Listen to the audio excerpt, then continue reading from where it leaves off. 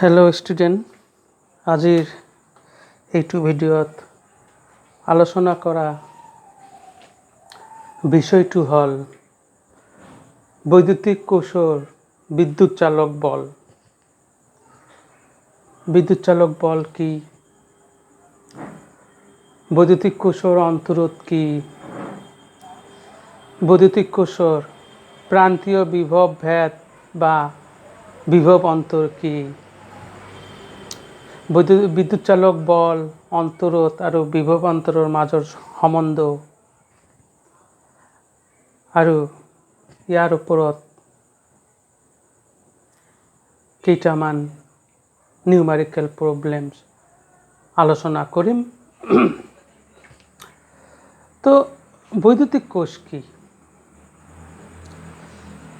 বৈদ্যুতিক কোষ হ'ল এটা সঁজুলি য'ত ৰাসায়নিক শক্তি বৈদ্যুতিক শক্তিলৈ ৰূপান্তৰিত হয় আৰু এই বৈদ্যুতিক শক্তিৰ ফলত বৈদ্যুতিক কোষে বিভব ভেদ যোগান ধৰে। তো এতিয়া আমি এটা বৈদ্যুতিক কোষৰ বিভব ভেদ কেনেকৈ সৃষ্টি হয় আৰু বিদ্যুৎ চালক বল একচুৱেলি কি, ইয়াৰ নামৰ লগত কি সম্বন্ধ আছে, এইটো বিদ্যুৎ চালক বল হয় নে বিভব ভেদ হয়, সেইটো লৈও এটা ডাউট আছে, সেইবিলাক আলোচনা কৰিম। তো টপিকটো হ'ল বিদ্যুৎ চালক বল, ইংলিছত কয় ইলেক্ট্ৰোমোটিভ ফোৰ্স, শৰ্টলি কয় EMF। ঠিক আছে,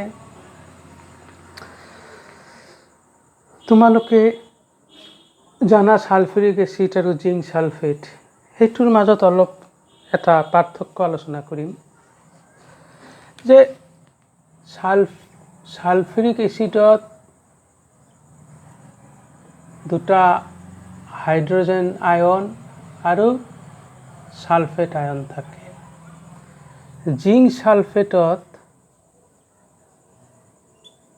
জিংক আয়ন থাকে আৰু সালফেট আয়ন থাকে। ঠিক আছে,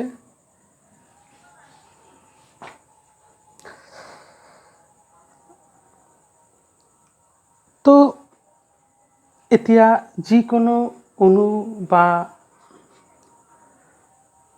তোমাৰ যৌগিক পদাৰ্থ যেতিয়া পৰমাণুবোৰৰ দ্বাৰা গঠিত হয় তেতিয়া সেইবিলাক সুস্থিৰ হৈ যায়। সুস্থিৰ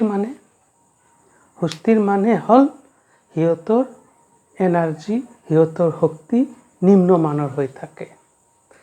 যিকোনো বস্তুৱে সুস্থিৰ অৱস্থা লাভ কৰিব খোজে আৰু সুস্থিৰ অৱস্থা কেতিয়া লাভ হয়, যেতিয়া ইয়াৰ এনাৰ্জি, ইয়াৰ শক্তি কম হয়। যেনেকুৱা মই এতিয়া সুস্থিৰ আছোঁ কাৰণ মোৰ মাধ্যাকৰ্ষণিক শক্তি কম আছে। মই যদি জাম্প কৰোঁ তো মোৰ মাধ্যাকৰ্ষণিক শক্তি বাঢ়ি যাব, মই অস্থিৰ হৈ যাম, আকৌ কি হ'ম, আকৌ মাটিত পৰি যাম। কিয়? কাৰণ মই সুস্থিৰ হ'ব খোজোঁ।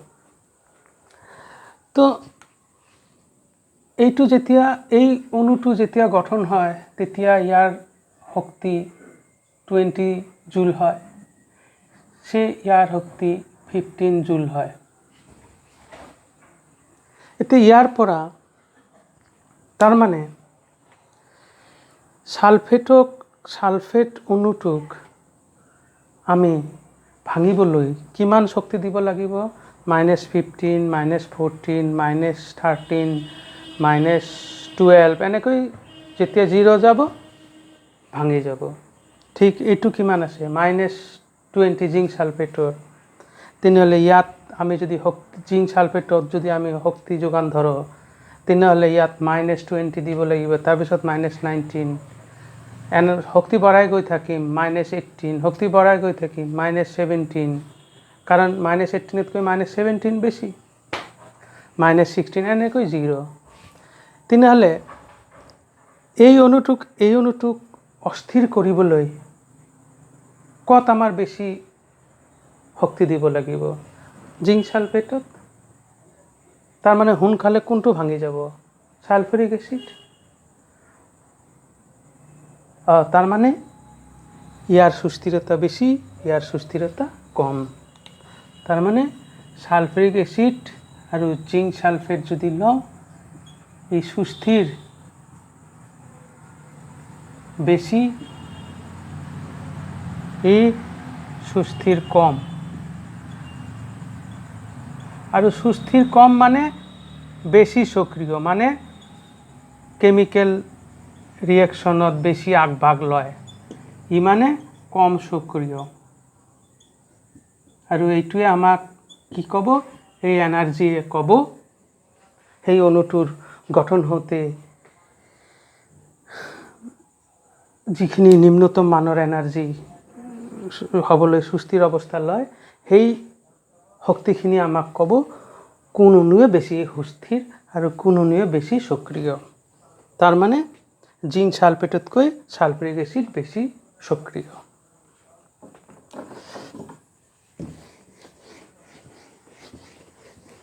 এতিয়া মই এটা পাত্ৰ লৈছোঁ, পাত্ৰত মই সালফিউৰিক এচিড লৈছোঁ। সালফিউৰিক এচিডত অলপ পানী মিহলাই দিলে সালফিউৰিক এচিডটো বিয়োজিত হৈ যাব। তাৰমানে সালফিউৰিক এচিডটো বিয়োজন হৈ দুটা হাইড্ৰজেন আৰু সালফেট আয়ন। তাৰমানে এইটো হ'ল সলিউশন। কাৰ সলিউশন? সালফিউৰিক এসিডৰ সলিউশন। ঠিক আছে। এতিয়া এই সলিউশনত তোমালোকে জানো বৈদ্যুতিক কোষত এটা ধনাত্মক দ্বার, এটা ঋণাত্মক দ্বার আৰু জলীয় পদাৰ্থ থাকে। এইটো কি কয়? বিদ্যুৎ বিশ্লেষ্য। কি কয়? ইলেক্ট্ৰোলাইট। তো মই ইলেক্ট্ৰোলাইটে কৈ থাকিম। তো ইয়াত আমি কি কৰিলোঁ? জিংকৰ এডাল দণ্ড এই ইলেক্ট্ৰোলাইটত ডুবাই দিলোঁ, জিংক। আৰু ইয়াত হাইড্ৰোজেন আয়ন আৰু সালফেট আয়ন এই ইলেক্ট্ৰোলাইটত এভেইলেবল আছে। এতিয়া যেহেতু সালফিউৰিক এসিডতকৈ জিংক সালফেট বেছি সুস্থিৰ, গতিকে সালফেটে কি ক'ব? হাইড্ৰোজেনক এৰি গুচি যাব খুজিব, গৈ জিংকৰ লগত বিক্ৰিয়া কৰি সুস্থিৰ হ'ব খুজিব। কিন্তু ইয়াত এটা কথা আছে, সালফিউৰিক এই সালফেটটো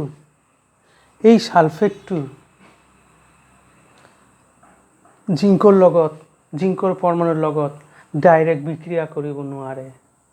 তেনেহ'লে কেনেকৈ কৰিব?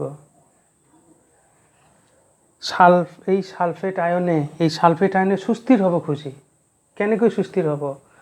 যেতিয়া জিংকৰ লগত গৈ বিক্ৰিয়া কৰিব, কিন্তু জিংকৰ পৰমাণুৰ লগত সালফেট আয়নে বিক্ৰিয়া কৰিব নোৱাৰে। জিংকো কয় ময়ো সুস্থিৰ হ'ম।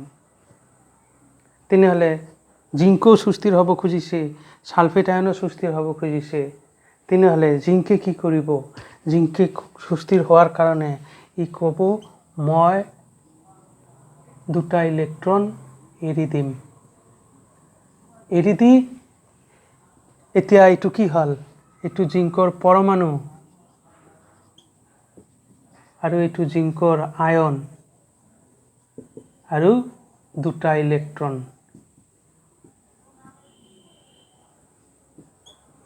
ঠিক আছে। এতিয়া কি কৰিলে সালফেট আয়নে জিংকৰ পৰমাণুৰ লগত বিক্ৰিয়া নকৰে, সালফেট আয়নে জিংকৰ আয়নৰ লগত বিক্ৰিয়া কৰে।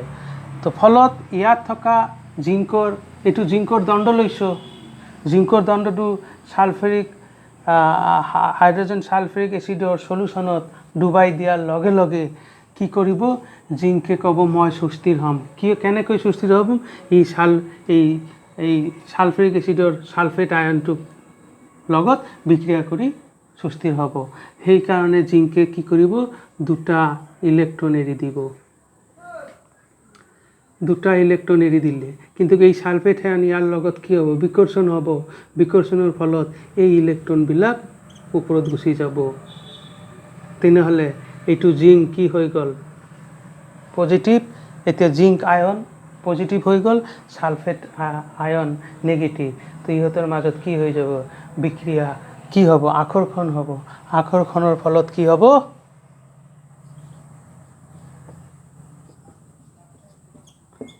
জিংক সালফেট উৎপন্ন কৰি সুস্থিৰ হ'ব।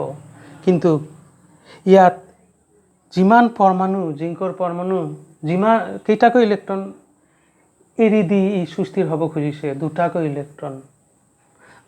ইলেক্ট্ৰন এৰি দি সালফেটৰ লগত বিক্ৰিয়া কৰি সুস্থিৰ হৈ গৈছে। তো এনেকৈ জিংকৰ পৰমাণু দুটাকৈ ইলেক্ট্ৰন এৰি দিব আৰু সালফেট আয়নৰ লগত সংযুক্ত হৈ সুস্থিৰ হ'ব, আৰু সেই ইলেক্ট্ৰনবিলাক এনেকৈ জিংকৰ দণ্ডৰ চাৰিওফালে আহি যাব। তাৰমানে কি, এইবিলাক ইলেক্ট্ৰন, সেই ইলেক্ট্ৰনবোৰ এতিয়া জিংকৰ দণ্ডত আহি গ'ল।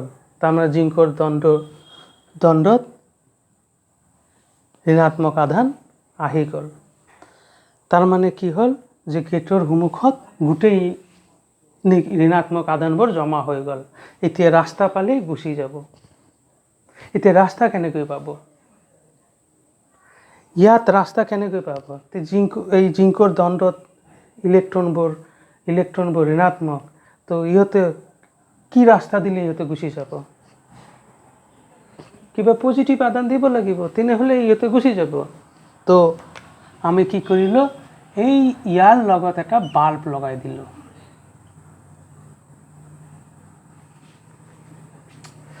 বাল্বটো লগাই দিলোঁ, তাৰপিছত এনেকৈ সংযোগী তাৰেৰে আমি এতিয়া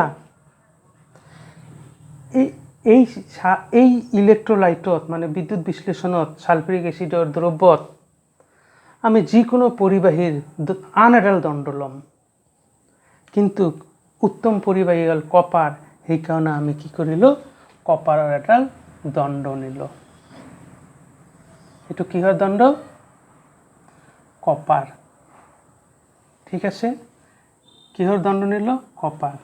আচ্ছা, তাৰমানে জিংকৰ দণ্ড এডাল যেতিয়া সালফেৰিক এচিডৰ সলিউশ্যনত ডুবাই দিম, তেতিয়া জিংকৰ দণ্ডডালে কি আধান লাভ কৰিলে, ঋণাত্মক আধান। ঋণাত্মক আধান হ'লে বিভৱ কম হয় না বেছি হয়, বিভৱ কম হয়। যেহেতু তাৰমানে ইয়াৰ বিভৱ কি হ'ব, যেহেতু ইলেক্ট্ৰন আছে, গতিকে ইয়াৰ বিভৱ হ'ব ঋণাত্মক। অৰ্থাৎ বুকত তোমালোকে পাবা, যেতিয়া জিংকৰ দণ্ড এডাল সালফেৰিক এচিডৰ সলিউশ্যনত ডুবোৱা হয়, জিংকৰ দণ্ডডাল ঋণাত্মক বিভৱ লাভ কৰে। ঠিক আছে, তাৰমানে ইয়াৰ বিভৱটো ঋণাত্মক। এতিয়া এই ইলেক্ট্ৰনবোৰ ক'ত যাব, এই ইলেক্ট্ৰনবোৰ এনেকৈ গুচি যাব। কিয় গুচি যাব, এই পজিটিভ ক'ত আছে সেইপিনে গুচি যাব খুজিব, যে ক'ত বা পজিটিভ আছে নেকি যাওঁ। তেনেহ'লে এই ইলেক্ট্ৰনবোৰ এনেকৈ ঘূৰি ফুৰিব, ক'ত পজিটিভ আছে মানে চাব, ক'ত পজিটিভ আছে সেইপিনে যাব খুজিব। এতিয়া পজিটিভ নাই, কিন্তু যেতিয়া ইয়াৰ পৰা ইলেক্ট্ৰন এনেকৈ গুচি যাব খুজিব, মানে জিংকৰ দণ্ডৰ পৰা, কাৰণ এইখিনি ঠাইতে ঋণাত্মক আধানবোৰ জমা হৈ আছে। সেইকাৰণে ইয়াৰ পৰা মানে গেটৰ সন্মুখত ঋণাত্মক আধান জমা হৈ আছে, ৰাস্তা পালে গুচি যাব। এতিয়া আমি অলপ ৰাস্তা দিছোঁ, গতিকে এই ৰাস্তাৰে ইলেক্ট্ৰনবোৰ গুচি যাব, গৈ খুজিব ক'ত ধনাত্মক আধান আছে। যেতিয়া ইয়াৰ পৰা ইলেক্ট্ৰন এইপিনে আহি যাব, ঠিক আছে, লগে লগে কি কৰিব, ইলেক্ট্ৰন এইপিনে কমি গ'ল, জিংকৰ পৰমাণু এটা আকৌ দুটা ইলেক্ট্ৰন দিবি, জিংক আয়নলৈ ৰূপান্তৰিত হ'ব আৰু সেই ইলেক্ট্ৰন দুটা ক'ত গুচি যাব, ওপৰত গুচি যাব। এই জিংকৰ ধনাত্মক আয়ন এতিয়া এই সালফিউৰিক এচিডৰ ধনাত্মক আয়নৰ লগত বিকৰ্ষণ কৰিব। তাৰমানে ই সালফেটক টানিব আৰু এই হাইড্ৰজেন আয়ন যদি থাকে এইপিনে ইয়াক ঠেলি দিব। এই হাইড্ৰজেন আয়নবিলাক ক'ত আহিব, বাধ্য হৈ এইপিনে কপাৰৰ লগত এনেকৈ আহি লাগি ধৰি থাকিব। কিয়? কাৰণ এই জিংকৰ, কাৰণ এইপিনৰ পৰা ইলেক্ট্ৰন যোৱাৰ লগে লগে আকৌ জিংকে ইলেক্ট্ৰন এৰি দি ধনাত্মক আয়নলৈ ৰূপান্তৰিত হ'ব। সেই ইলেক্ট্ৰনবোৰ এইপিনে গুচি যাব, ইয়াত জিংক ধনাত্মক আয়নটো থাকিব। এই ধনাত্মক আয়নে সালফেটক টানিব, কিন্তু এই সালফিউৰিক এচিডৰ হাইড্ৰজেন আয়নক ঠেলি দিব। এই হাইড্ৰজেন আয়ন ক'ত গুচি যাব, ঠাই নাই, বাধ্য হৈ ই কপাৰৰ দণ্ডৰ পিনে আহিব আৰু কপাৰৰ দণ্ডত লাগি থাকিব। এইবিলাক প্লাছ দিছোঁ মানে হাইড্ৰজেনৰ ধনাত্মক আয়ন। তো এনেকৈ কপাৰৰ দণ্ডডালৰ গাত কি লাগি থাকিল, ধনাত্মক আধান, হাইড্ৰজেনৰ ধনাত্মক আধান। এনে ক্ষেত্ৰত কপাৰ দণ্ডডালে কি হ'ব, ধনাত্মকভাৱে আচৰণ কৰিব। তাৰমানে ইয়াৰ ধনাত্মক বিভৱ ডেভেলপ হ'ব, ইয়াৰ বিভৱটো ধনাত্মক হ'ব, ইয়াৰ বিভৱটো ঋণাত্মক হৈ যাব। তো এতিয়া ইয়াত যেহেতু পজিটিভ আহি গৈছে, তেনেহ'লে এই ইলেক্ট্ৰন এনেকৈ এনেকৈ এই ইলেক্ট্ৰন ইয়াৰ লগত কি হ'ব, কম্বাইন হ'ব। কাৰণ এতিয়া পজিটিভ কপাৰৰ দণ্ডডালৰ লগত পজিটিভ আয়নবিলাক লাগি আছে, তেতিয়াহ'লে কপাৰডালে ধনাত্মক হিচাপে আচৰণ কৰিব। সেইকাৰণে কি, জিংকৰ পৰা ইলেক্ট্ৰনবোৰ ওলাই এনেকৈ এই ইলেক্ট্ৰনবোৰে ধনাত্মক আয়নৰ লগত বিক্ৰিয়া কৰিব। কেনেকৈ বিক্ৰিয়া, যে দুটা হাইড্ৰজেন পৰমাণুৰ লগত কেইটা ইলেক্ট্ৰন, দুটা ইলেক্ট্ৰন লগ লাগি হাইড্ৰজেন গেছ উৎপন্ন কৰিব।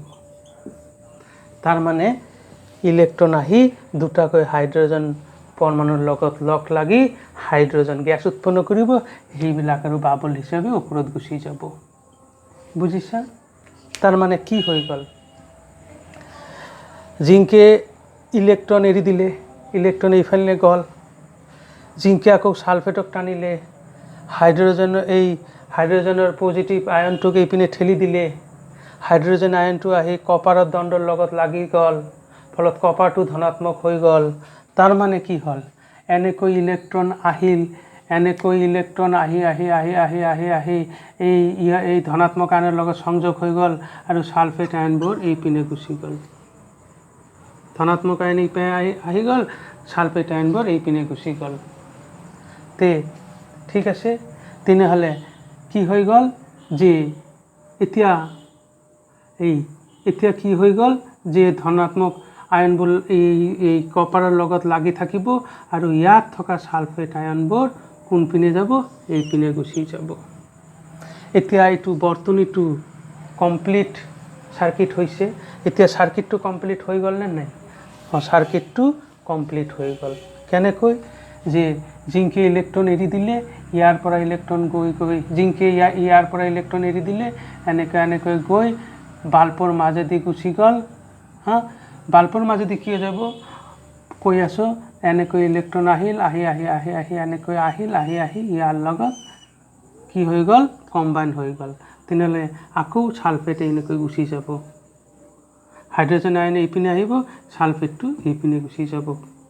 ঠিক আছে, তেনেহ'লে বৰ্তনীটো কমপ্লিট হ'ল নে নাই?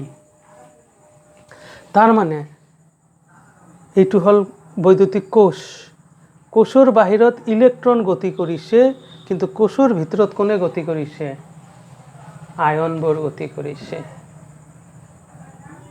তো আয়ন গতি কৰক আয়ন মানে আধান আছে ইলেক্ট্ৰনৰ আধান আছে আধান গতি কৰিলে কি হয় বৈদ্যুতিক প্ৰবাহৰ সৃষ্টি হয় তাৰ মানে ইয়াত বৈদ্যুতিক প্ৰবাহ সৃষ্টি হ'ল এই বৈদ্যুতিক প্ৰবাহ এনেকৈ যেহেতু ইলেক্ট্ৰন এনেকৈ গতি কৰিছে মানে বৈদ্যুতিক প্ৰবাহ এনেকৈ এনেকৈ এনেকৈ এনেকৈ গতি কৰিছে আৰু এতিয়া এই বৈদ্যুতিক কোষৰ ভিতৰত কোন পিনে প্ৰবাহ গতি কৰিছে এই পিনে ঠিক আছে এতিয়া কথা কওঁ যে আমি এইখিনি বুজিলো যে জিংকৰ দণ্ডডাল আৰু কপাৰৰ দণ্ডডাল যেতিয়া সালফিউৰিক এসিডৰ সলিউশনত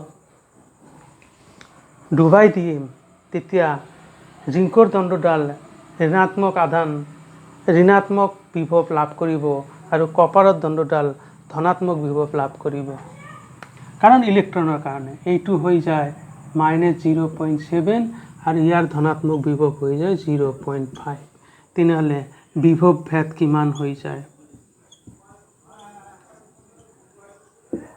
বিভৱ মাইনাস ভেদ তো 1.2 ভোল্ট জিংকৰ দণ্ড আৰু কপাৰৰ দণ্ড মিলি কিমান ভোল্ট উৎপন্ন কৰিলে 1.2 ভোল্ট তাৰ মানে এই ইলেক্ট্ৰনটোৰ ওপৰত কিমান ভোল্টে কাৰ্য কৰিব 1.2 ভোল্ট সেই কাৰণে ইয়াৰ পৰা ইলেক্ট্ৰন যাব আৰু এই বাল্বৰ ফিলামেন্টৰ মাজেদি ইলেক্ট্ৰনবোৰ পাৰ হৈ যাব এতিয়া এই বাল্বৰ ভিতৰত ইলেক্ট্ৰনবোৰে এই বাল্বৰ পৰমাণুৰ লগত সংঘৰ্ষ কৰিব কিয় কৰিব কাৰণ তাক আমি এনাৰ্জি দিছো 1.5 ভোল্ট এতিয়া সেই ইলেক্ট্ৰনটো বাল্বৰ ভিতৰত গৈ সংঘৰ্ষ কৰিব কিয় কৰিব কাৰণ ইলেক্ট্ৰনবোৰৰ এনাৰ্জি আছে এই এনাৰ্জিটো হল 1.2 ভোল্ট তো এনেকৈ ইলেক্ট্ৰনবোৰ আহিব আহতে সংঘৰ্ষ কৰিব সংঘৰ্ষ কৰাৰ ফলত তাপ উৎপন্ন হ'ব যেতিয়া তাপ যথেষ্ট হ'ব বাল্বটো এনেকৈ জ্বলি উঠিব ঠিক আছে এতিয়া কথা পজিটিভ ভোল্ট আৰু নেগেটিভ ভোল্ট মানে এইটো ঋণাত্মক বিভৱ ধনাত্মক বিভৱ ঋণাত্মক বিভৱ মানে লোৱাৰ পটেনশিয়াল ধনাত্মক বিভৱ মানে হায়াৰ পটেনশিয়াল এইখিনি কোষ তো কোষৰ বাহিৰত বৈদ্যুতিক প্ৰবাহ উচ্চ বিভৱৰ পৰা নিম্ন বিভৱ কিন্তু কোষৰ ভিতৰত কাৰণ সালফেট আয়ন এই পিনে গতি কৰিব ঋণাত্মক আধান এই পিনে গতি কৰিব গতিকে প্ৰবাহৰ দিশ কোন পিনে হ'ব উল্টা পিনে আৰু এইটো এটা কমপ্লিট প্ৰবাহ চলাচল প্ৰবাহ চালিত হোৱাৰ কাৰণে এটা বন্ধ বৰ্তনী লাগিব কমপ্লিট সাৰ্কিট লাগিব তো এইটো কমপ্লিট সাৰ্কিট হৈ গল ঠিক আছে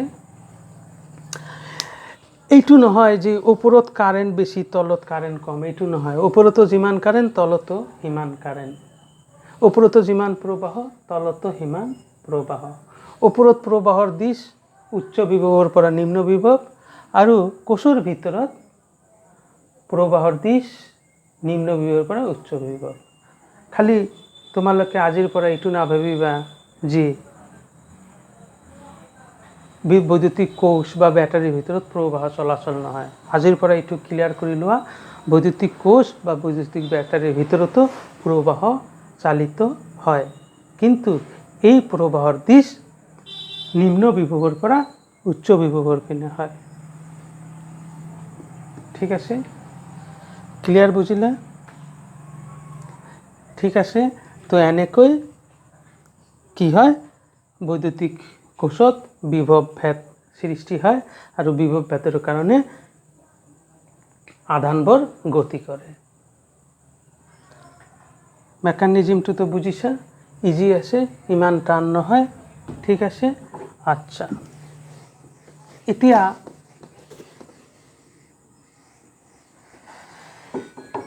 এতিয়া চোৱা যে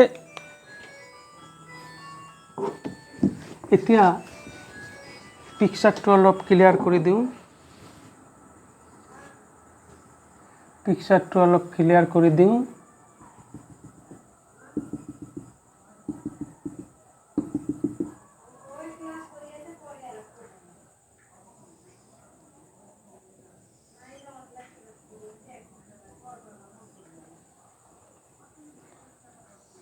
এতিয়া এইটো এটা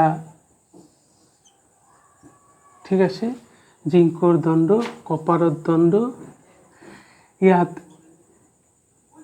হাইড্ৰোজেন আয়ন আছে, সালফেট আয়ন আছে। ঠিক আছে, জিংকে সুস্থিৰ হোৱাৰ কাৰণে জিংকে কি কৰিব, দুটা ইলেক্ট্ৰন এৰি দিব। এই ইলেক্ট্ৰনবিলাক ইয়াত আহি যাব। ই আৰু ই ধনাত্মক হোৱাৰ কাৰণে হাইড্ৰোজেন আয়নটো ইয়াৰ লগত লাগি যাব কপাৰৰ দণ্ডৰ লগত। আৰু এই সালফেট আয়নে এই ইলেক্ট্ৰনৰ লগত কি হ'ব, এই ইয়াত দি দুটা ইলেক্ট্ৰন এৰি দিলে হয়, সালফেট আয়নে ইয়াৰ লগত আকৰ্ষণ হ'ব, ইয়াৰ লগত বিকৰ্ষণ হ'ব। সেইকাৰণে ইলেক্ট্ৰনবিলাক দূৰত গুচি যাব আৰু ই বিকৰ্ষণ হ'ব। গতিকে হাইড্ৰোজেন আয়নটো এই পিনে আহি যাব, আহি কপাৰৰ দণ্ডৰ লগত লাগি যাব। ইয়াৰ ফলত কপাৰটো ধনাত্মক হিচাপে আচৰণ কৰিব, জিংকে কি কৰিব, ঋণাত্মক হিচাপে আচৰণ কৰিব। তাৰ মানে ইয়াত এভেইলেবল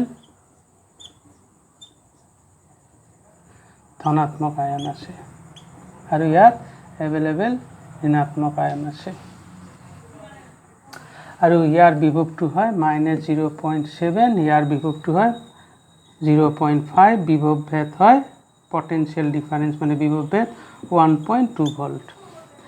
এতিয়া ইয়াৰ লগত যদি মই এটা বাল্ব লগাই দিওঁ, তেনেহ'লে ইয়াৰ পৰা ইলেক্ট্ৰন এনেকৈ গুচি যাব। বাল্বত ফিলামেণ্টত থকা পৰমাণুৰ লগত ইলেক্ট্ৰনবোৰ সংঘৰ্ষ কৰিব। সেই ইলেক্ট্ৰনবোৰ এনেকৈ সংঘৰ্ষ কৰিব, কৰাৰ ফলত বাল্বটো জ্বলিব আৰু সেই ইলেক্ট্ৰন সংঘৰ্ষ কৰি কপাৰত এনেকৈ আহি যাব। আহি সেই ইলেক্ট্ৰনবোৰ এই হাইড্ৰোজেন পৰমাণু আয়নৰ লগত বিক্ৰিয়া কৰিব। দুটাকৈ হাইড্ৰোজেন আয়নে দুটা ইলেক্ট্ৰন নিব, নি পেলাই হাইড্ৰোজেন গেছ উৎপন্ন কৰিব। সেই গেছবোৰ বাবুল হিচাপে আকৌ ওপৰত গুচি যাব। ঠিক আছে, এনেকৈ ইয়াৰ পৰা দুটা ইলেক্ট্ৰন যোৱাৰ লগে লগে এই দুটা ইলেক্ট্ৰন আহিল আৰু দুটা হাইড্ৰোজেনৰ লগত লগ লাগিল।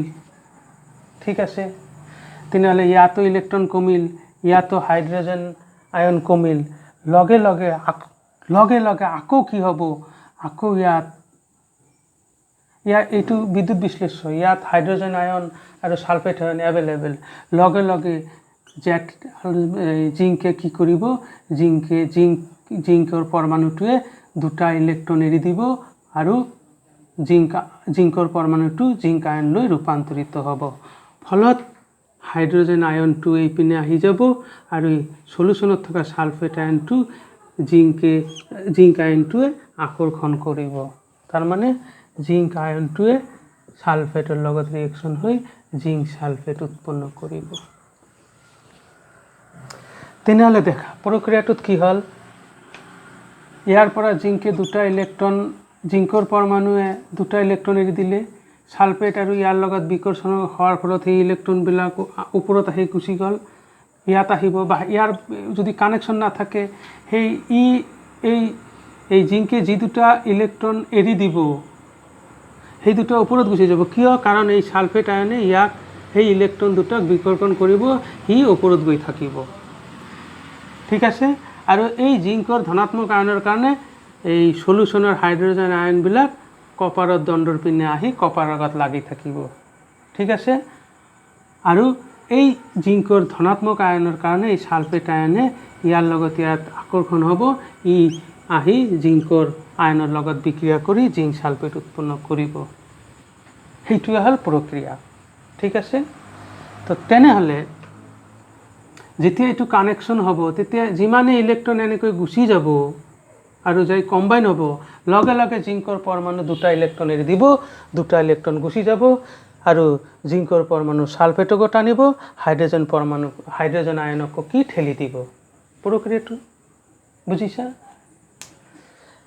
আকৌ হাইড্ৰজেন আয়ন কমি যাব, বাবল হিসেবে গুচি যাব, আকৌ ইলেক্ট্ৰন কমিল, আকৌ জিংকৰ পৰমাণু কি কৰিলে দুটা ইলেক্ট্ৰন এৰি দি জিংকৰ আয়ন ধনাত্মক আয়নলৈ ৰূপান্তৰিত হ'ব আৰু এই সালফেটে আকৌ সেই ইলেক্ট্ৰনবোৰক বিকৰ্ষণ কৰিব, কাৰণ জিংকে ইয়াক টানিব, ইয়াৰ ঋণাত্মক ইয়াৰ ধনাত্মক, ই যিমানে ওচৰত আহিব ইলেক্ট্ৰনবোৰ ইপিনে গুচি যাব আৰু এই জিংকৰ ধনাত্মকৰ কাৰণে হাইড্ৰজেন আয়নবিলাক আকৌ কপাৰৰ দণ্ডৰ পিনে আহি যাব, তাৰমানে কপাৰৰ দণ্ডত আকৌ হাইড্ৰজেন আয়ন ধনাত্মকৰ সংখ্যা বাঢ়ি যাব।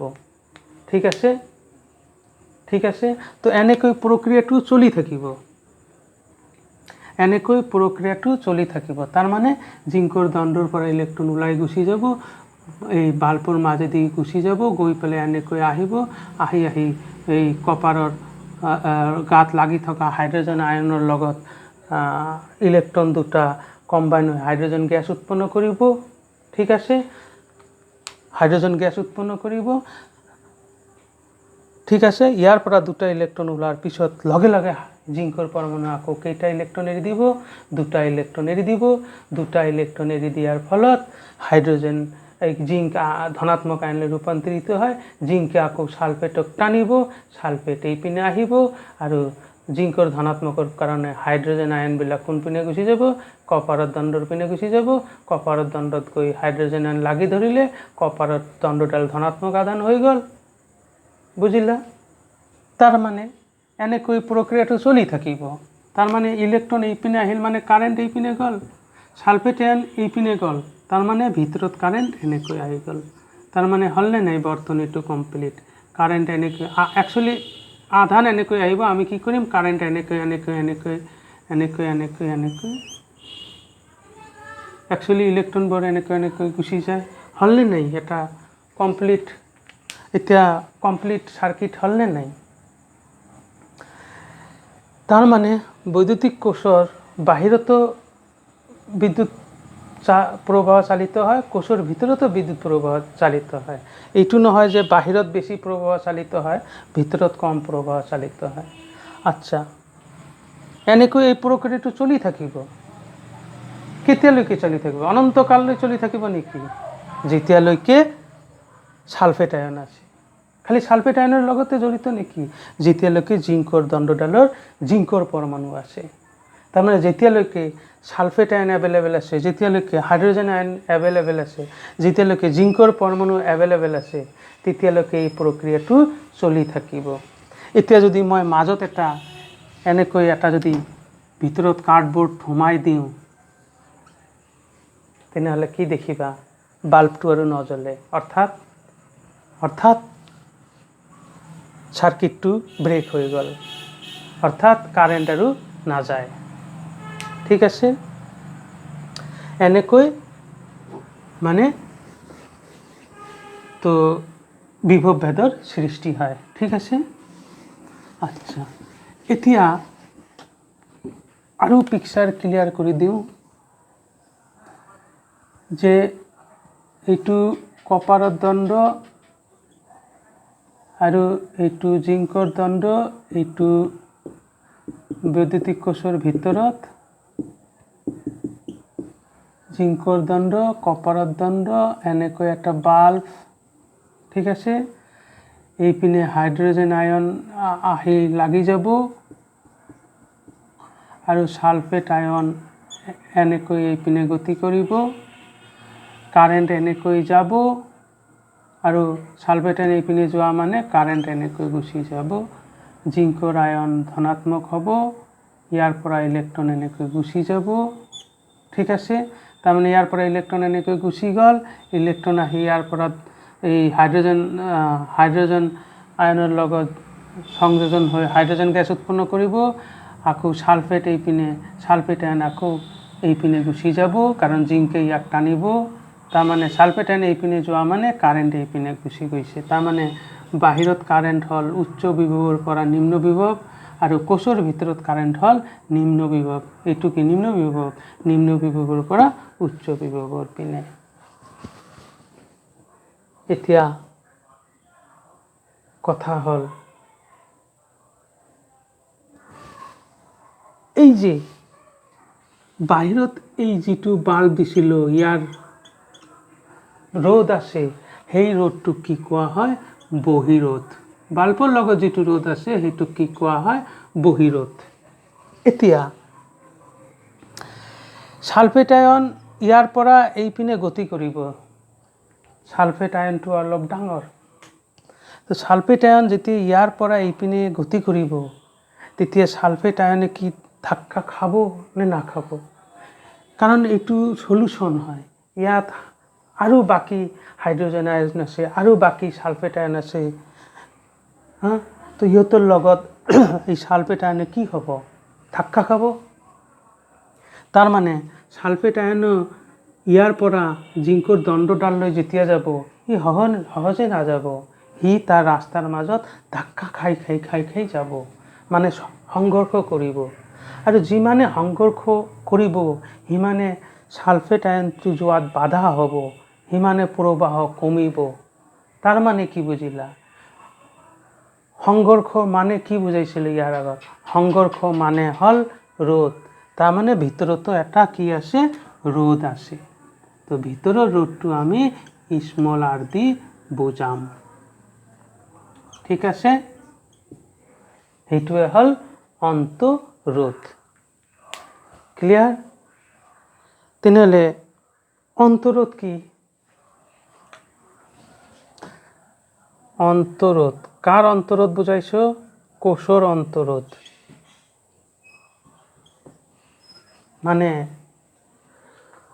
কোষৰ বিদ্যুৎ কোষৰ ভিতৰত প্ৰবাহ চালিত হওঁতে যি বাধাৰ সন্মুখীন হয় মানে এই সালফেট আয়নবিলাক সংঘৰ্ষ কৰে সংঘৰ্ষ মানে কি ৰ'দ তাৰ মানে কোষৰ ভিতৰত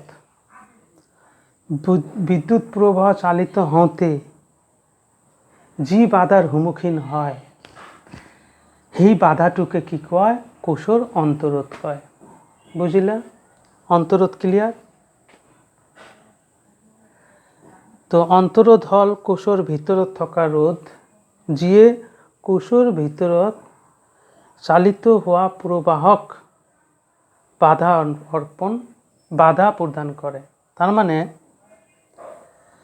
কোষৰ ভিতৰত থকা বিদ্যুৎ বিশ্লেষ্য মানে ইলেক্ট্ৰোলাইট কোষৰ ভিতৰত থকা এই সংঘৰ্ষটো কাৰ কাৰণে হৈছে সালফেট আয়ন ধাক্কা খাইছে সালফেট আয়ন কাৰ হয় বিদ্যুৎ বিশ্লেষৰ হয় তাৰ মানে কোষৰ ভিতৰত থকা বিদ্যুৎ বিশ্লেষ্যই চালিত প্ৰবাহক যি বাধা প্ৰদান কৰিব সেই বাধাক কোষটোৰ অন্তৰোধ কোৱা হ'ব ক্লিয়াৰ ওকে আৰু ইয়াক স্মল r দি বুজোৱা হয় আৰু বহিৰোধটোক কেপিটেল R দি বুজোৱা হয় ঠিক আছে তো এতিয়া অন্তৰোধ কি যে কোষৰ ভিতৰত আকৌ এবাৰ কৈ দিছোঁ কোষৰ ভিতৰত থকা বিদ্যুৎ বিশ্লেষ্যই তাৰ মাজেৰে চালিত প্ৰবাহক যি বাধা প্ৰদান কৰে সেই বাধাক অন্তৰোধ কোষৰ অন্তৰোধ বুলি কোৱা হয় সেইটোহে লেংগুৱেজত গুচি গ'ল কিন্তু প্ৰেক্টিকেলি কি প্ৰেক্টিকেলি সেই বৈদ্যুতিক বিশ্লেষ বা ইলেক্ট্ৰোলাইটৰ আয়নবোৰ গতি কৰে কাৰণ গতি কৰিবলৈ বাধ্য এই গতি কৰোঁতে ইহঁতে বাকীবোৰৰ লগত বা নিজৰ মাজত সংঘৰ্ষ কৰে এই সংঘৰ্ষটো হ'ল ৰ'দ বাকী একো নাই পৰীক্ষাত আহিলে কেনেকৈ লিখিব লাগে যে কোষৰ ভিতৰত বৈদ্যুতিক কোষৰ ভিতৰত বিদ্যুৎ বিশ্লেষ্যই তাৰ মাজেৰে চালিত প্ৰবাহ যি বাধা প্ৰদান কৰে সেই বাধাক কোষটোৰ ৰ'দ বোলে মই অলৰেডি PDF-ত নোটবিলাক দি দিছোঁ ঠিক আছে আচ্ছা তেনেহ'লে আমি অন্তৰোধ পঢ়িলোঁ তেনেহ'লে অন্তৰোধ নিৰ্ভৰ কৰা কাৰক সমূহ দেখা যে বৈদ্যুতিক কোষৰ অন্তৰত কি কি কাৰকৰ ওপৰত নিৰ্ভৰ কৰে। 1 নম্বৰ দ্ৰব্যৰ গাঢ়তা বাঢ়িলে অন্তৰোধ বাড়ে।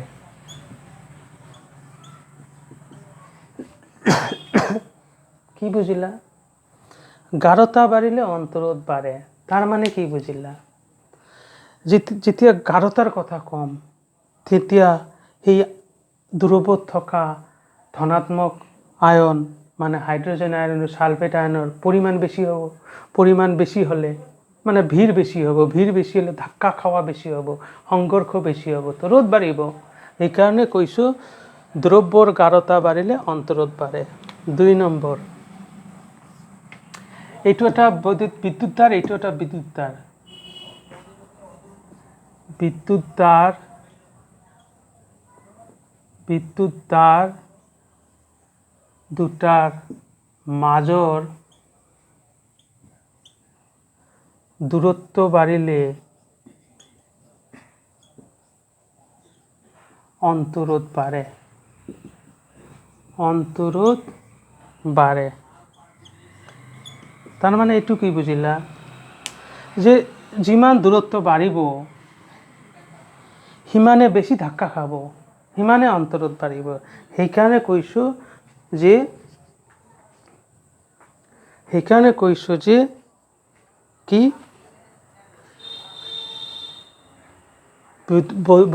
বৈদ্যুতিক তাৰ দুটাৰ মাজৰ দূৰত্ব যিমানে বাঢ়িব সিমানে অন্তৰোধ বাঢ়িব। আচ্ছা, ইয়াৰ আগত মই বুজাইছিলোঁ যে ৰোধ উষ্ণতাৰ সৈতে কেনেকৈ বাঢ়ে। পৰিবাহী যেতিয়া আমি গৰম কৰিম তাৰ উষ্ণতা বাঢ়িব, আৰু উষ্ণতা বাঢ়িলে পৰিবাহীৰ ইলেক্ট্ৰনবোৰৰ তাপীয় গতি বাঢ়িব আৰু ইলেক্ট্ৰনবোৰে সোনকালে সংঘৰ্ষ কৰিব, আৰু যিমান সংঘৰ্ষ বেছি হ'ব ৰোধ বেছি হ'ব। তাৰ মানে পৰিবাহীৰ উষ্ণতা বাঢ়িলে ৰোধ বাঢ়ে, কিন্তু অন্তৰোধৰ ক্ষেত্ৰত অলপ বেলেগ। 3 নম্বৰ উষ্ণতা বাঢ়িলে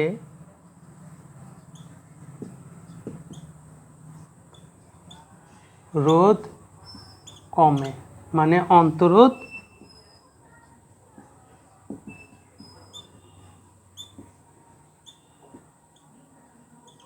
কমে। এতিয়া কিয়? কাৰণ যেতিয়া কোষটোৰ উষ্ণতা বাঢ়িব তেতিয়া দ্ৰব্যৰ গাঢ়তা কমি যাব, আৰু দ্ৰব্যৰ গাঢ়তা যিমান কমি যাব ইমান সংঘৰ্ষ কমিব, অন্তৰোধও কমি যাব।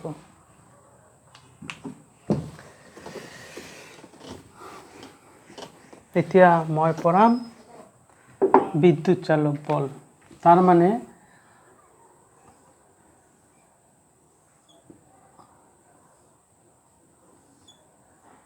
এতিয়া বিদ্যুৎ কোষ মানে বুজিবা দুডাল ইলেক্ট্ৰড বৈদ্যুতিক দাৰ, এটাত ঋণাত্মক আধান থাকে আৰু এটাত ধনাত্মক আধান থাকে, ঠিক আছে। আৰু এইবিলাক হ'ল কোষৰ ভিতৰত।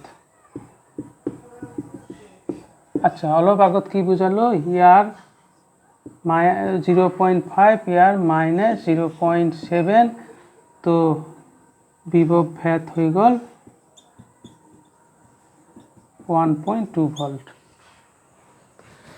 এতিয়া আমি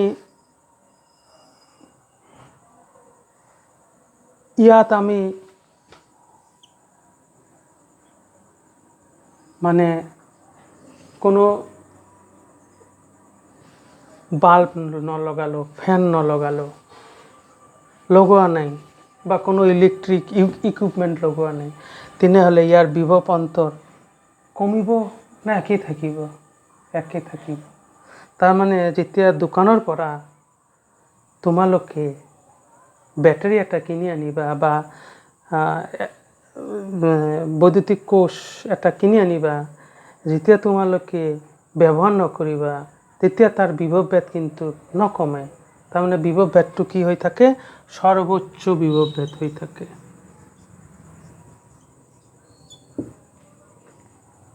ঠিক আছে।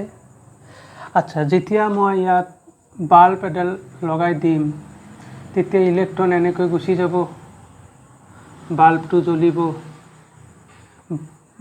বাহিৰত প্ৰবাহ এনেকৈ গুচি যাব, তো ভিতৰত প্ৰবাহ এনেকৈ গুচি যাব। ভিতৰতো ৰ'দ আছে, অন্তৰত বাহিৰৰ ৰ'দ, ভিতৰৰ ৰ'দ। ঠিক আছে, ক্লিয়াৰ? তো যিমানে ইলেক্ট্ৰন এনেকৈ আহি যাব ইমানে ইয়াৰ ঋণাত্মক আধান কমিব, ইয়াৰো কি লাহে লাহে কি কমিব, ধনাত্মক আধান কমি যাব। ঋণাত্মক আধান কমা মানে কি, বিভব কমিব। ধনাত্মক আধান কমা মানে কি, ইয়াৰো বিভব কমিব। তাৰ মানে এইটো কি হৈ গ'ল, এইটো যে নেক্সটত হৈ গ'ল -5 আৰু এইটো হৈ গ'ল 3। তেনেহ'লে বিভব ভেদ কিমান হৈ গ'ল, 0.3 মাইনাছ 0.5 কিমান হৈ গ'ল, 0.8 ভোল্ট। আছিল কিমান, আছিল 1 ভোল্ট। যেতিয়াই বৈদ্যুতিক কোষৰ পৰা আমি প্ৰবাহ চালিত কৰিম বা বৈদ্যুতিক কোষটোৰ পৰা আমি প্ৰবাহ ল'ম, তেতিয়া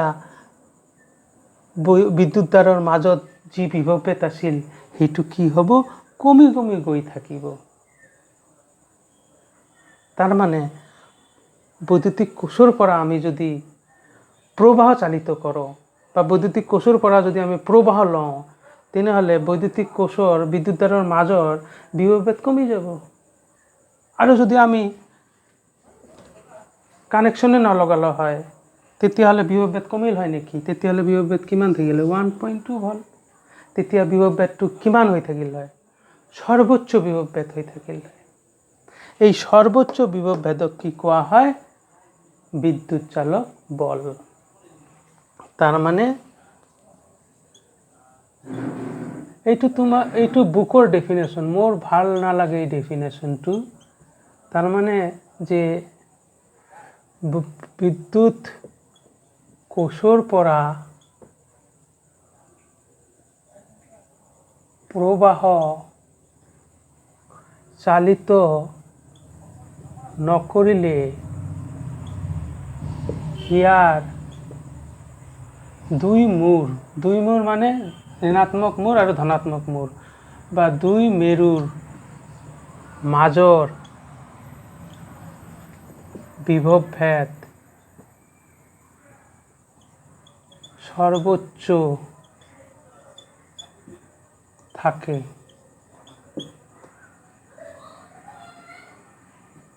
ইয়াকে বিদ্যুৎ চালক বল বলে।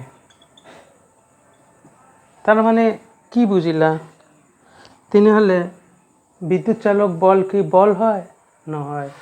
বিদ্যুৎ চালক বল হল বিভব ভেদ, সর্বোচ্চ বিভব ভেদ। বিভব ভেদ মানে কি আছিল, বিভব ভেদ মানে হল কার্য বাই আধান, সর্বোচ্চ বিভব ভেদ। কিন্তু আমি বিভব ভেদ মানে কি জানো, কার্য বাই আধান, মানে এটা বিন্দুৰ পৰা আনটো বিন্দুলৈ আধান এটা, একক ধনাত্মক আধান এটা চালিত কৰোঁতে যি কাৰ্য কৰিবলগীয়া হয় সেই কাৰ্যখিনিক সেই বিন্দু দুটাৰ মাজৰ বিভব ভেদ বোলে। তাৰমানে বিভব ভেদ বল হল নে কাৰ্য হল, বিভব ভেদ একচুৱেলি বল নহয়, ই হল কাৰ্য। কেনেকুৱা কাৰ্য, একক ধনাত্মক আধান সঞ্চালন কৰোঁতে কাৰ্যৰ পৰিমাণ। তেনেহ'লে মোৰ এই ডেফিনেশ্যনটো ভাল লগা নাই। অৰিজিনেল ডেফিনেশ্যনটো এতিয়াতো সেইটো যে মই যদি দোকানৰ পৰা এটা বৈদ্যুতিক কোষ কিনি আনো, মানে বেটাৰী কিনি আনো বা চেল কিনি আনো, যদি মই সেই চেলটোৰ লগত কোনো বাল্ব নলগাওঁ, কোনো ফেন নলগাওঁ, তেনেহ'লে সেই বৈদ্যুতিক কোষটোৰ বিভব ভেদ নকমে, বিভব ভেদটো কি হৈ থাকিব, সৰ্বোচ্চ হৈ থাকিব। যেতিয়ালৈকে মই বেটাৰীটোক ইউজ কৰা নাই তেতিয়ালৈকে ইয়াৰ বিভৱ ভেদটো কি সৰ্বোচ্চ হৈ থাকিব। জেনেৰেলি তোমালোকে পেঞ্চিল বেটাৰী এটা দোকানৰ পৰা কিনি আনা, তাত কিমান ভল্ট থাকে? 1.5 ভল্ট। এতিয়া সেই বেটাৰীটোৰ বিদ্যুৎ চালক বল 1.5 ভল্ট। কিন্তু যেতিয়া সেই বেটাৰীত যদি আমি এটা বাল্ব জ্বলাম তেতিয়া সেই বেটাৰীটোৰ বিভৱ ভেদ কমি যাব। তেতিয়া সেই বেটাৰীৰ বিভৱ ভেদ আৰু বৈদ্যুতিক চালক বল হৈ নাথাকিব। কিন্তু মোৰ এইটো ডেফিনেশ্যন ভাল নালাগে। অৰিজিনেল ডেফিনেশ্যন কি? যে বিদ্যুৎ চালক বল হ'ল কাৰ্য বাই আধান। অৰ্থাৎ এই পিকচাৰটো মই কেনেকৈ আঁকিম যে এইটো এটা বৈদ্যুতিক সেল, এইটো ধনাত্মক, এইটো ঋণাত্মক। একচুৱেলি এইটো ধনাত্মক, এইটো ঋণাত্মক। ভিতৰত কি থাকে?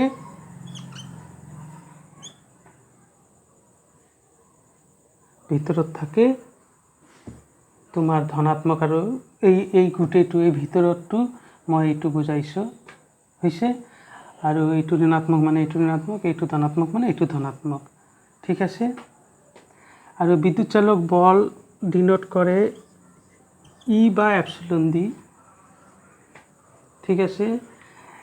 এতিয়া ইয়াৰ লগত মই বাল্ব এটা কানেকশ্যন কৰিলোঁ। বাল্ব মানে ৰ'দ আছে আৰু ইয়াৰ ৰ'দটো আৰ দি বুজালোঁ। একচুৱেলি ইয়াত কোনটো আধান গতি কৰে? ইলেক্ট্ৰন। আৰু এইপিনে কোন আধান গতি কৰে? কোষৰ ভিতৰত কোন আধান গতি কৰে? ঋণাত্মক আধান। আচ্ছা, একচুৱেলি ঋণাত্মক আধান গতি কৰে, কিন্তু ধৰোতে আমি কি ধৰিম? ধনাত্মক আধান গতি কৰি লোৱা বুলি ধৰিম। তো বিদ্যুৎ চালক বল হ'ল একচুৱেলি কি হয়? ইয়াৰ পৰা ইলেক্ট্ৰনটো গ'ল, কাৰণ এই ইলেক্ট্ৰনটো এতিয়া নাযাব। এতিয়া ইয়াৰ ইলেক্ট্ৰন বেছি হৈ আছে, তাৰমানে ইয়াৰ ইলেক্ট্ৰন বেছি হৈ আছে, ইয়াৰ ইলেক্ট্ৰন বেছি হৈ আছে, কিন্তু ৰাস্তা নাই যোৱাৰ। ঠিক আছে। কিন্তু যেতিয়াই কানেকশ্যন কৰিম তেতিয়া ইয়াৰ পৰা ইলেক্ট্ৰন ধনাত্মকৰ পিনে যাব, কাৰণ ৰাস্তা পাইছে যাবৰ। ৰাস্তা কেনেকৈ দিম? ধনাত্মক আধানৰ লগত সংযোগ কৰিলে ৰাস্তা হ'ব। তো এতিয়া সংযোগ কৰি দিলোঁ, তেনেহ'লে ইলেক্ট্ৰন এনেকৈ গুচি যাব, এনেকৈ গুচি গৈ এনেকৈ ৰ'দৰ মাজেৰে গ'ল, এনেকৈ গৈ বাল্বৰ মাজেৰে গ'ল, বাল্বত সংঘৰ্ষ খালে, আকৌ এনেকৈ আহি এই ধনাত্মক বৈদ্যুতিক কোষৰ ধনাত্মক মূৰত আহিল। তো এনেকৈ ইলেক্ট্ৰনবোৰ আহে। সেইটো কোনে আনে? সেই বিদ্যুৎ চালক বলে আনে। কিয়?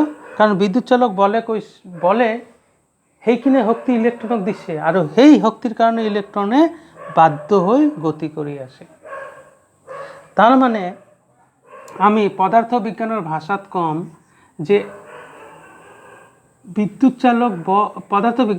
কম যে ধনাত্মক আধান ইয়াৰ পৰা এনেকৈ গতি কৰিছে। ঠিক আছে, বুজিলা? তেনেহ'লে বিদ্যুৎ চালক বল কি? যে ইয়াৰ পৰা ধনাত্মক আধান, একক ধনাত্মক আধান। বিদ্যুৎ চালক বল হ'ল বিভৱ ভেদ। বিভৱ ভেদ মানে কি? ইয়াৰ বিভৱ ভেদ মানে কি?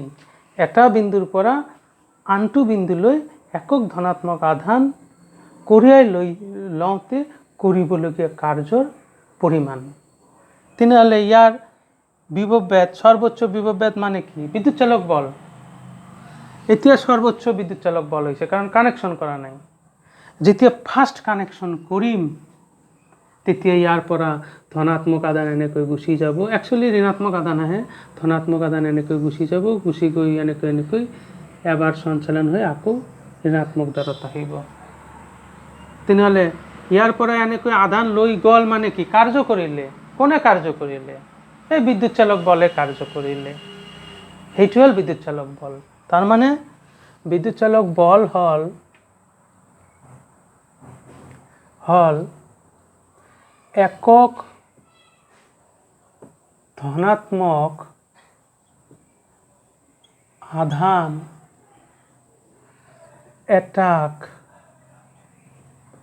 বন্ধ বর্তনীত, এই যে বন্ধ মানে কমপ্লিট সার্কিট মানে বন্ধ বর্তনীত এবার মানে ফার্স্ট যেতিয়া বেটাৰীটো আমি কিনিম, যেতিয়া ফাৰ্ষ্ট লগাম তেতিয়া যিখিনি কাৰ্য কৰিব, তাৰপিছত লাহে লাহে কাৰ্য কমিব। সেইকাৰণে কৈছোঁ একক ধনাত্মক আধান এটাক বন্ধ বৰ্তনীত এবাৰ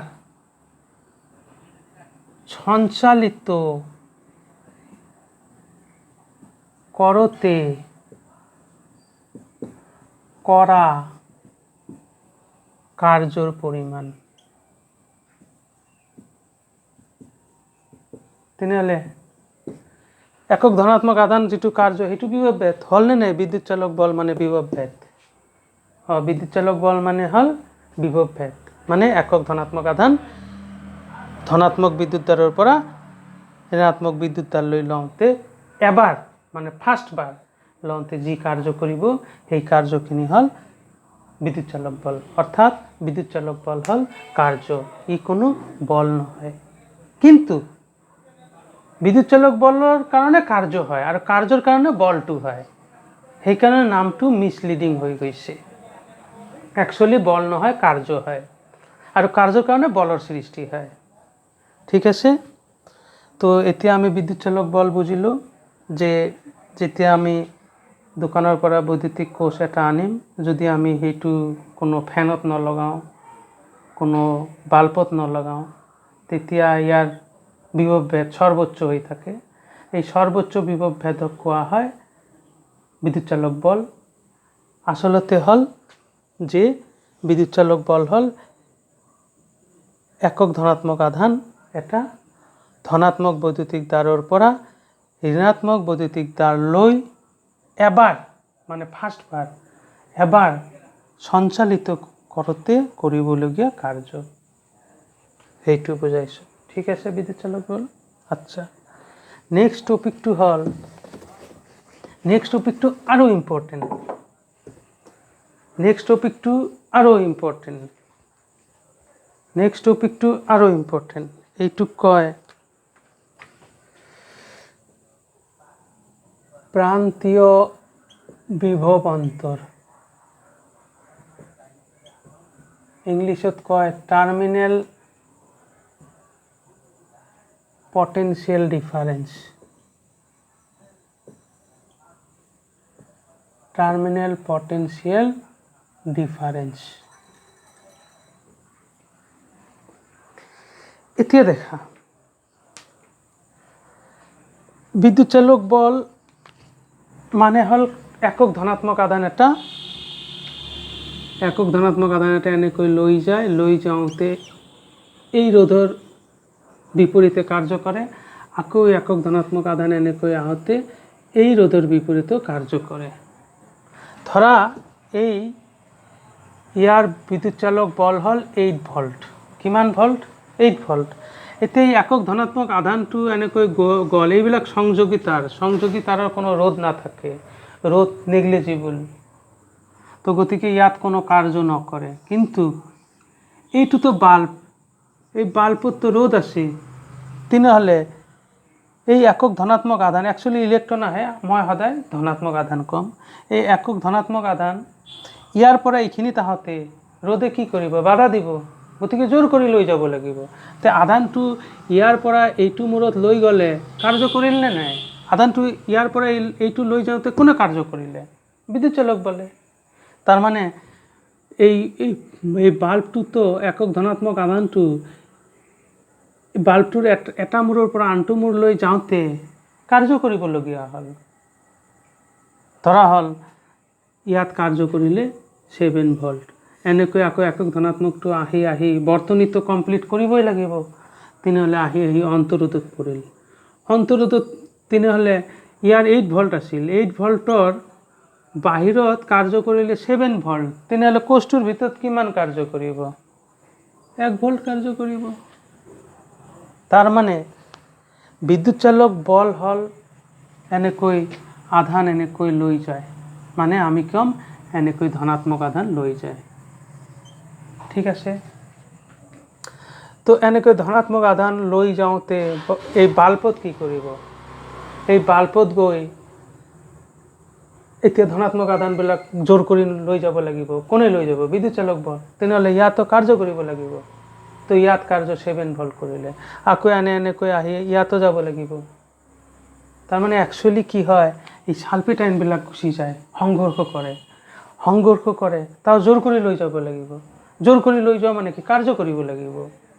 তাৰ মানে কি, কাৰ্য কোষটোৰ ভিতৰতো হয়, কাৰ্য কোষটোৰ বাহিৰতো হয়, কাৰ্য কোষটোৰ বাহিৰতো হয়, কাৰ্য কোষটোৰ ভিতৰতো হয়। তো বিদ্যুৎ চালক বল মানে হল কাৰ্য। তো সেই কাৰ্যখিনি ক'ত ক'ত ভাগ হৈ গ'ল? বাহিৰত ভাগ হৈ গ'ল আৰু ভিতৰতো ভাগ হৈ গ'ল। তেনেহ'লে সেই বিদ্যুৎ চালক বলৰ কিছু কাৰ্য কোষটোৰ ভিতৰত, কোষটোৰ ভিতৰত কিছু কাৰ্য কৰিলে, তেনেহ'লে বাহিৰত আমি ব্যৱহাৰ কোনখিনি কৰিম? আমি ব্যৱহাৰ এইখিনিহে কৰিম। ভিতৰত যে 1 ভোল্ট সেইটো অন্তৰোধৰ কাৰণে, বৈদ্যুতিক কোষটোৰ ভিতৰত অন্তৰোধৰ কাৰণে কিছু কাৰ্য কমি গ'ল, সেইকাৰণে আমি বাহিৰত কিমান পাম? বাহিৰত পাম আমি 7 ভোল্ট। তাৰ মানে এটা বৈদ্যুতিক কোষৰ বিদ্যুৎ চালক বল যিমান আছে সিমান আমি নাপাওঁ। আমি সদায় সেই বৈদ্যুতিক চালক বলতকৈ কম বিভৱভেদহে আমি ব্যৱহাৰ কৰিব পাৰোঁ। কাৰণ চেলৰ ভিতৰত সেই বিদ্যুৎ চালক বলৰ এটা অংশ ক্ষয় হৈ যায়। বুজিছা? কাৰণ চেলৰ ভিতৰতো কি থাকে? কাৰণ বৈদ্যুতিক কোষৰ ভিতৰতো কি থাকে? ৰোধ থাকে। বৈদ্যুতিক কোষৰ ভিতৰত ৰোধ থাকাৰ কাৰণে বৈদ্যুতিক চালৰ বলৰ এটা অংশ অন্তৰোধে লয় আৰু বাকি যিখিনি থাকে সেইখিনি আমি বাল্বত পাওঁ। তাৰ মানে আমি বৈদ্যুতিক চালৰ বলৰ যিখিনি বিভৱভেদ, বৈদ্যুতিক চালক বল মানে বিভৱভেদ, মুঠ বিভৱভেদ, সেই বিভৱভেদৰ আমি এটা অংশ পাওঁ আৰু বাকি অংশটো কোষৰ অন্তৰোধৰ বাবে ক্ষয় হৈ যায়। সেইকাৰণে আমি বাহিৰত সদায় কি পাওঁ? কম পাওঁ। তাৰ মানে এইটোৱে বুজাইছোঁ, আমি বাহিৰত কিমান পালোঁ? বাহিৰত আমি পালোঁ 7 ভোল্ট। কিমান পালোঁ? 7 ভোল্ট। অৰ্থাৎ কেতিয়া এইটো হ'ল? যেতিয়া আমি কাৰেণ্ট ল'ম। ক'ৰ পৰা কাৰেণ্ট ল'ম? যেতিয়া আমি বৈদ্যুতিক কোষটোৰ পৰা কাৰেণ্ট প্ৰবাহ ল'ম। তাৰ মানে যেতিয়া বৈদ্যুতিক কোষটোৰ পৰা প্ৰবাহ চালিত কৰিম, তেতিয়া এইখিনি মানে হ'ল এইখিনি মানে হ'ল এইখিনি, কাৰণ ইয়াত কোনো ৰোধ নাই। তেতিয়া এই বেটাৰী 2 মেৰুৰ মাজত বিভৱভেদৰ পতন ঘটে। সেই পতন ঘটোৱা বিভৱভেদক প্ৰান্তীয় বিভৱ অন্তৰ বা প্ৰান্তীয় বিভৱ পতন বলে। কিয় বিভৱ পতন বলে? কাৰণ যেতিয়া আমি কোষৰ পৰা প্ৰবাহ চালিত কৰিম, তেতিয়া বৈদ্যুতিক চালৰ এটা অংশ অন্তৰোধে ল'ব আৰু বাকী অংশটো আমি বাহিৰত পাম। আৰু বাহিৰত যিখিনি পাম সেইখিনিকে কি ক'ম আমি? প্ৰান্তীয় বিভৱ অন্তৰ। তেনেহ'লে আমাৰ এই এক্সাম্পলত প্ৰান্তীয় বিভৱ অন্তৰ কিমান হ'ল? 7 ভোল্ট। তেনেহ'লে প্ৰান্তীয় বিভৱ অন্তৰ কি? তেনেহ'লে প্ৰান্তীয় বিভৱ অন্তৰ বিদ্যুৎ চালক বলতকৈ কম হ'ল। আৰু কেতিয়া হ'ল এইটো? যেতিয়া আমি কোষটোৰ পৰা প্ৰবাহ ল'ম। তাৰমানে যেতিয়া বৈদ্যুতিক কোষটোৰ পৰা প্ৰবাহ চালিত কৰিম, তেতিয়া বিদ্যুৎ কোষটোৰ দুই মেৰুৰ মাজত অন্তৰোধৰ কাৰণে বিভৱ ভেদৰ পতন ঘটিব আৰু সেই পতন ঘটা বিভৱ ভেদক আমি কি কম প্ৰান্তীয় বিভব অন্তৰ কম তাৰ মানে আমাৰ এক্সাম্পলত 7 ভোল্ট তাৰ মানে আমি দোকানৰ পৰা 1.5 ভোল্ট ব্যাটাৰি এটা আনিলো বাল্বত লগাই দিলো বাল্বটো জ্বলিল কিন্তু বাল্বটোৰ যেতিয়া বিভৱ ভেদ জুখিলো তেতিয়া দেখিম আমি বাল্বটোৰ বিভৱ ভেদ 1.2 ভোল্ট হৈ থাকিল আনিছিলো কিমান ইমান কিন্তু বাল্বটোৰ বিভৱ ভেদ যেতিয়া জুখিলো ইমান পালো তার মানে অন্তরোধে কিমান খালে 0.3 ভোল্ট অন্তরোধে খালে তার মানে বৈদ্যুতিক কোষৰ অন্তৰোধৰ কাৰণে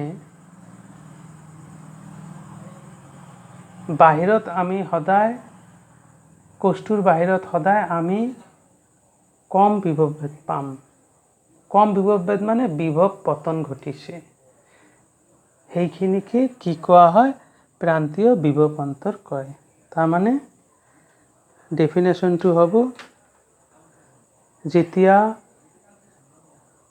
বৈদ্যুতিক কোষ এটাৰ পৰা প্ৰবাহ